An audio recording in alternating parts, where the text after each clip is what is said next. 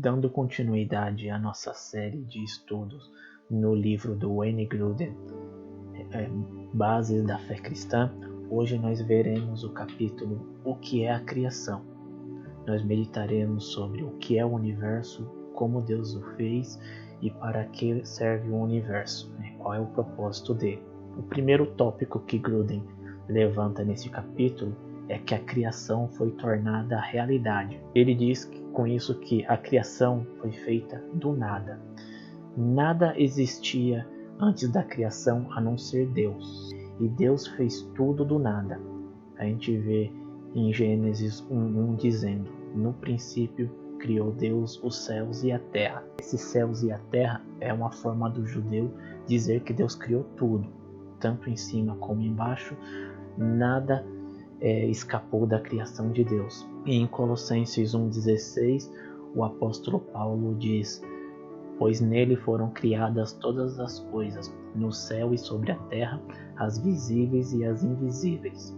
E quando dizemos que Deus criou todas as coisas, estamos querendo dizer que toda a Trindade esteve envolvida na criação. O Pai, o Filho e o Espírito Santo, todos eles juntos criaram o universo e tudo que neles há. E ao ver mais detalhadamente sobre a criação, nós vemos que Deus chamou todas as coisas à existência por meio da sua palavra. Como a gente vê em Gênesis 1, é Deus sempre e haja, e as coisas foram existindo, com exceção unicamente do homem. O homem Deus fez com suas próprias mãos, esculpindo o homem do barro e depois soprando nele o fôlego de vida.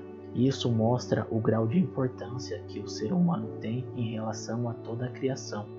O ser humano foi o único criado à imagem e semelhança de Deus. E isso deve produzir em nós um sentimento de humildade e não de exaltação. Saber que somos produtos da mão de Deus deve nos humilhar e não produzir soberba. E ser feito à imagem e semelhança de Deus significa que nós somos representantes dele aqui neste mundo e devemos cuidar deste mundo como se o próprio Deus estivesse cuidando. O próximo tópico da criação é que a criação é distinta, porém independente. Deus ele é totalmente independente da sua criação. Deus está infinitamente acima da criação.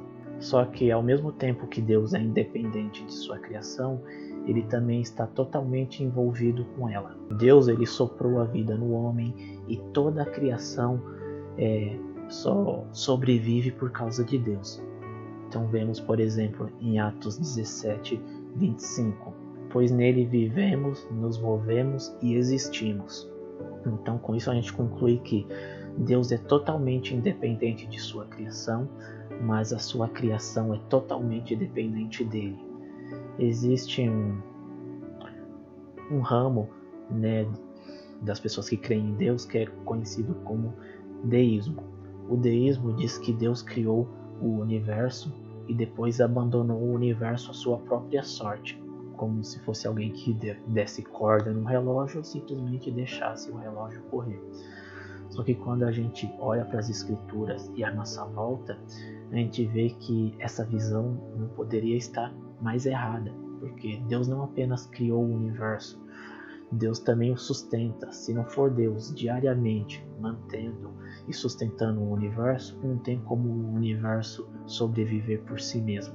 E outra coisa interessante que Grudem levanta é que não há nada em nós que seja merecedor do carinho de Deus. Somos seres, hoje, depois da queda, somos seres desprezíveis, pecaminosos, não merecemos nada de Deus. Mas mesmo assim Deus resolveu se relacionar intimamente com a gente. Deus está acima de nós e ao mesmo tempo está perto da gente, está perto o suficiente para ouvir as nossas lutas. No Salmo 46:1, que é bem conhecido, a gente vê: Deus é o nosso refúgio e fortaleza, socorro bem presente na tribulação. Então com isso a gente vê que Deus ele se importa com a gente. Deus ele é onipotente, é onisciente, onipresente, ele está acima de tudo, mas ao mesmo tempo ele se importa com as nossas tristezas, com as nossas angústias. Ele quer ouvir sobre as nossas lutas, Ele quer ouvir sobre os nossos sofrimentos, não só ouvir, Ele quer passar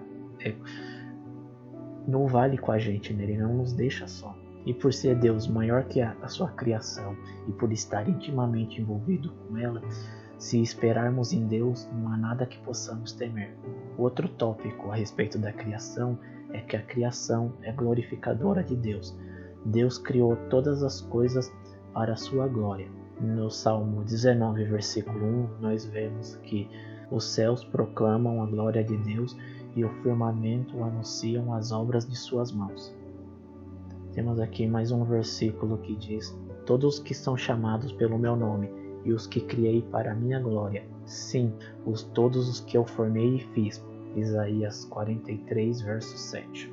Então, tanto as coisas, né, os animais, as plantas, como os seres humanos, tudo foi criado para glorificar a Deus. E este papel de Criador torna a Deus o único merecedor de ser glorificado. O apóstolo João, no livro do Apocalipse, no capítulo 4, versículo 11, ele diz: Tu és digno, Senhor e Deus nosso, de receber a glória, a honra e o poder, porque criaste todas as coisas, e por tua vontade elas vieram a existir e foram criadas. Deus, ele nunca precisou da glória da criação. Toda a glória que ele sempre precisou sempre esteve presente na própria Trindade. Porém, Deus escolheu livremente nos criar para glorificá-lo. Então, somos produtos da vontade livre e soberana de Deus. E nós podemos ver que, enquanto Deus criava todas as coisas, ele se deleitou na criação, como lá em Gênesis. No final de cada dia a gente via, e Deus viu que era bom, e Deus viu que era bom. E em Gênesis 1:31, quando a criação terminou, a gente vê lá que Deus viu todas as coisas que havia criado, e eis que tudo era muito bom. Então Deus se deleitava com isso.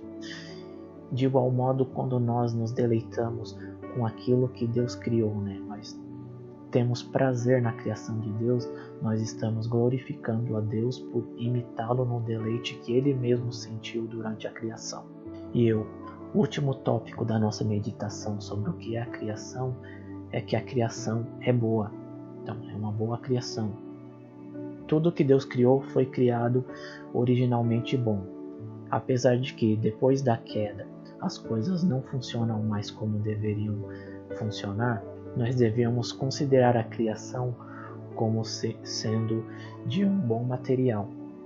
Nada, absolutamente nada do que Deus criou deve ser rejeitado. Nós vemos Paulo dizendo em 1 Timóteo no capítulo 4, no versículo 4, pois tudo que Deus criou é bom e, se recebido com gratidão, nada deve ser recusado. Então devemos ser gratos e receber aquilo que Deus criou. E mesmo que muitas coisas possam ser utilizadas para fins pecaminosos, isso não torna essas coisas totalmente malignas. Um exemplo é o dinheiro. Nós vemos Paulo dizendo lá em 1 Timóteo no capítulo 6, versículo 10, que o amor ao dinheiro é a raiz de todo o mal. Só que o dinheiro também é bom porque é Deus quem criou a prosperidade. Se utilizarmos o dinheiro para glorificar a Deus, para fazer a vontade dele, o dinheiro passa a ser uma bênção. Então, tudo que a gente utiliza para a glória de Deus, estamos reconhecendo a bondade original que Deus conferiu à criação. Então, nós devemos usar a terra que Deus nos deu e também cuidar dela, pois como representante de Deus, nós também somos mordomos aqui neste mundo e devemos cuidar. Às vezes a gente acha que essas coisas de preservar a natureza é só coisa de ambientalista, mas não. Nós temos sim a obrigação de cuidar da terra. Quando jogamos lixo e poluímos o mundo que Deus criou, estamos desprezando a criação dele. Então nós devemos desfrutar e cuidar deste mundo até que Deus venha e restaure tudo à bondade original em que a terra desfrutava.